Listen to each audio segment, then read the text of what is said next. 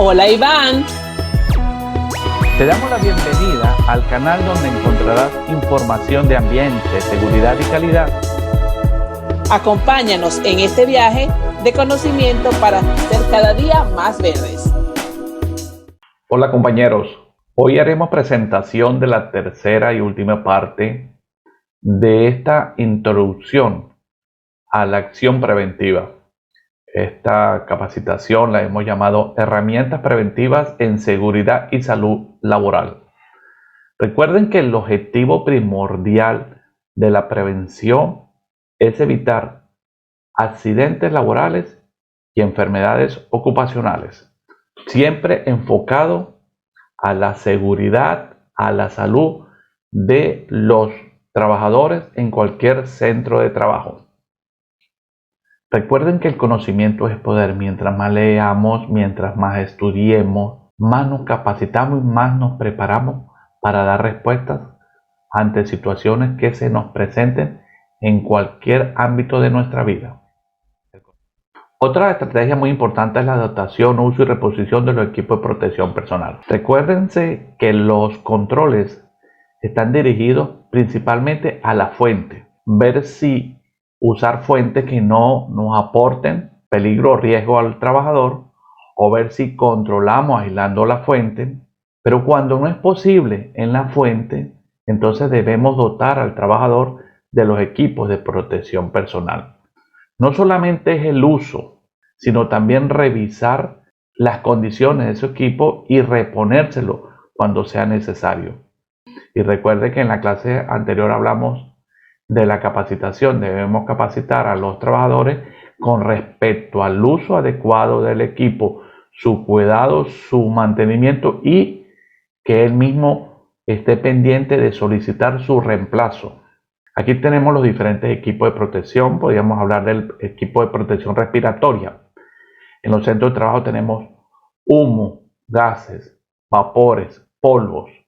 Entonces debemos usar un equipo de protección adecuado al peligro que esté presente. Con respecto a los guantes, podríamos hablar de guantes industriales, pero hay guantes de goma, de látex, tipo quirúrgico. Entonces eso nos protege de químicos, de riesgo biológico.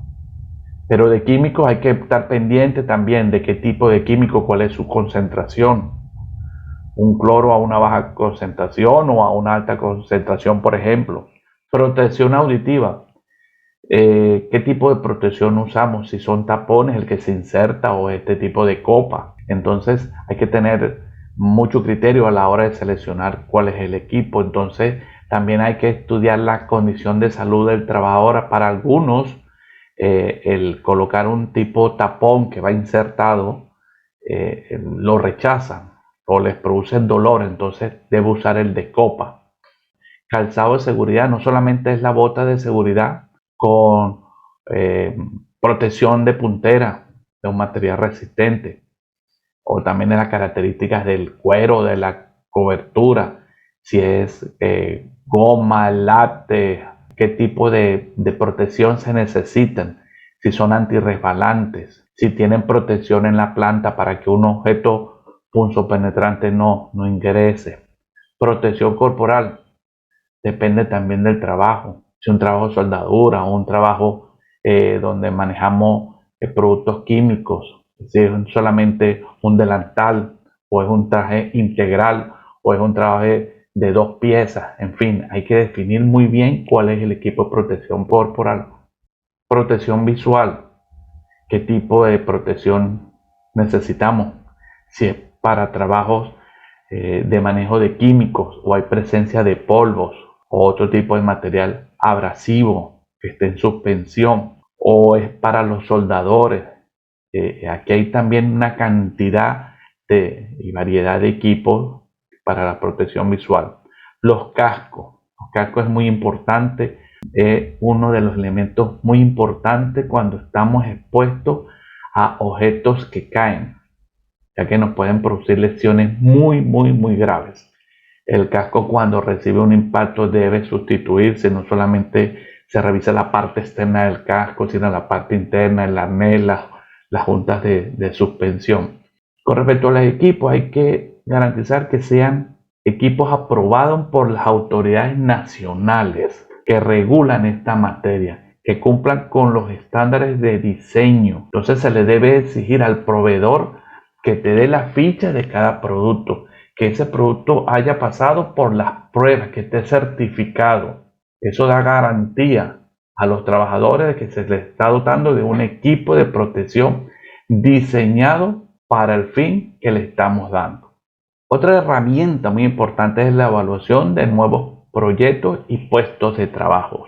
Algunas regulaciones en Latinoamérica tienen contemplado la evaluación por parte de los equipos de seguridad, del comité de seguridad, de los delegados de prevención, del personal de seguridad y salud laboral, de esos nuevos puestos de trabajo. Pueden ser proyectos nuevos, ampliaciones o incorporación de nuevos equipos y medios de producción. Pueden ser también proyectos de reparación y mantenimiento muy grandes, cuando se hacen reparaciones importantes, más grandes en las áreas de producción. Todos esos proyectos de construcción y reparación, mantenimiento deben pasar por las manos de ese comité evaluador a fin de que ellos puedan permitir la evaluación o la identificación, en primer lugar, de los peligros, medir los riesgos, definir cuáles son los que son de mayor impacto para los trabajadores y definir los tipos de control, si son en la fuente o es a través de equipos de protección personal, y definir obviamente, en caso de que sea este último, cuál es el equipo de protección personal. Algunas veces, a última hora es que pasan los proyectos por las manos de estos comités y entonces el proyecto se va atrás, se rechaza porque no fueron contempladas las normas de seguridad. Ahí se crean ciertas inconformidades de las partes.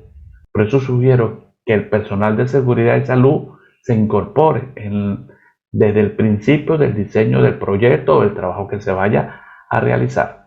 Otro aspecto muy importante en la prevención es seguimiento a las condiciones de salud del trabajador. El seguimiento a las condiciones de salud no es solamente al trabajador enfermo, al trabajador sano también hay que hacerle seguimiento porque no sabemos en qué momento se nos enferma bien por algo común o por la exposición prolongada a alguna situación en el centro de trabajo.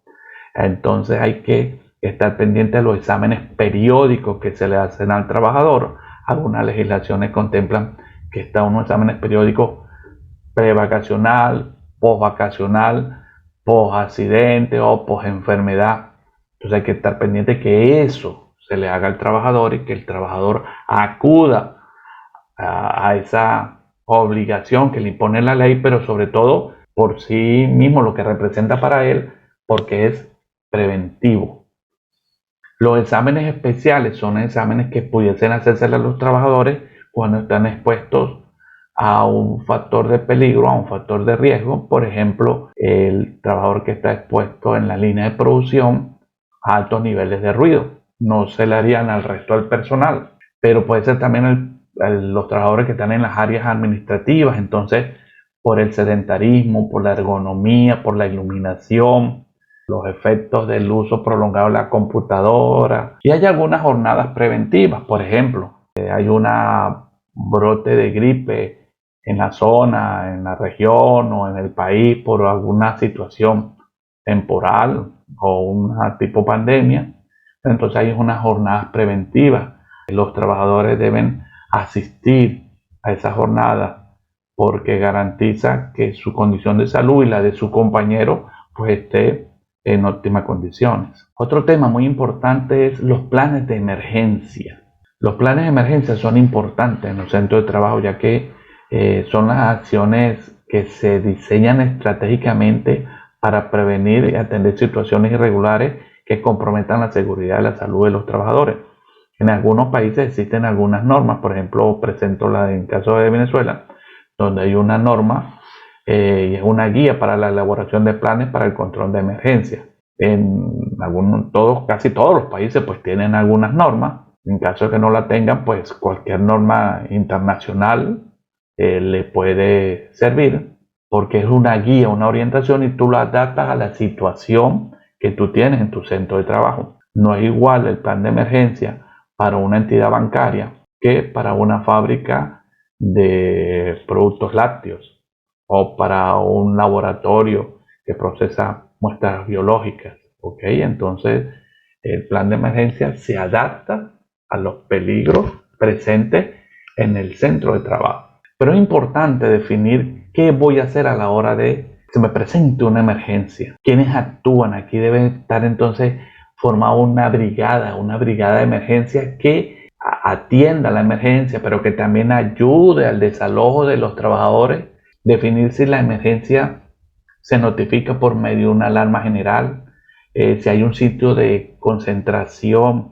a donde se reúnen todos los trabajadores para hacer el conteo y ver que ninguno se quedó atrapado o desmayado o atemorizado, paralizado en algún sitio. Es muy importante también la práctica de estos planes de actuación de emergencia, hacer los simulacros, evaluarlos, tener formato, hacer luego seguimiento para que cualquier irregularidad ante la respuesta a la emergencia en esa práctica sea corregida para que cuando ocurra la verdadera emergencia, entonces no se nos presente en esa situación. Los planes de emergencia deben ser comunicados a cada trabajador por escrito, verbalmente. Se deberían hacer simulacros una vez al año mínimo. La brigada también debe estar siempre actualizada, capacitada, entrenando para que tenga respuesta más adecuada. No solamente el aprendizaje, conocimiento mental, sino también la condición física, que tengan la disposición física, trasladar trabajadores lesionados, ingresar a áreas con humo, con incendio, con escapes de químicos, la dotación del personal para atender esas emergencias. En fin, es un trabajo muy importante porque son los primeros respondedores antes que te lleguen los bomberos o la protección civil o la defensa civil. Debe contar con la brigada que las tiene en el puesto de trabajo, y deberían haber brigadistas. Si tiene diferentes turnos y trabaja en fin de semana, pues tiene que tener brigadistas y una respuesta adecuada a cualquier hora y en cualquier momento. También existen en los centros de trabajo equipos de protección colectiva. Aquí hay algunos que son las lámparas de emergencia. Cuando hay una falla eléctrica, nos indican las vías para desplazarnos bien fuera de la empresa o hacia un área segura. Entonces las lámparas deben estar correctamente ubicadas, verificar que su duración sea la adecuada, es decir, que la batería funcione adecuadamente para que te den los minutos que necesitas para desalojar, permitirte salir del área oscura. También tenemos los detectores de humo, detectores de calor, siempre están combinados en las diferentes áreas. Ellos están conectados a una central de detección y alarma. Esa central te indica cuál es la zona afectada. Deben tenerse también equipos extintores en los diferentes lugares.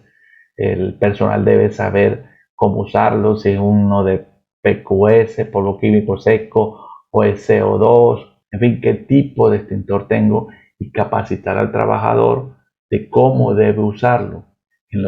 Forma parte de los simulacros y de las prácticas. Debo también tener cajetines de incendio. En fin, estos equipos de protección colectivos deben existir. Esto es uno de los muy importantes. Ok, ya para finalizar, establezco con toda responsabilidad y con toda mi experiencia y con todo criterio que esta responsabilidad es compartida. La rueda más grande la tiene la gerencia porque es la que aporta los recursos, tanto económicos como físicos y logísticos estratégicos, para que funcione. Sin el compromiso y la participación de la gerencia, difícilmente se logren los avances que se requieren. También está conectado obviamente el comité.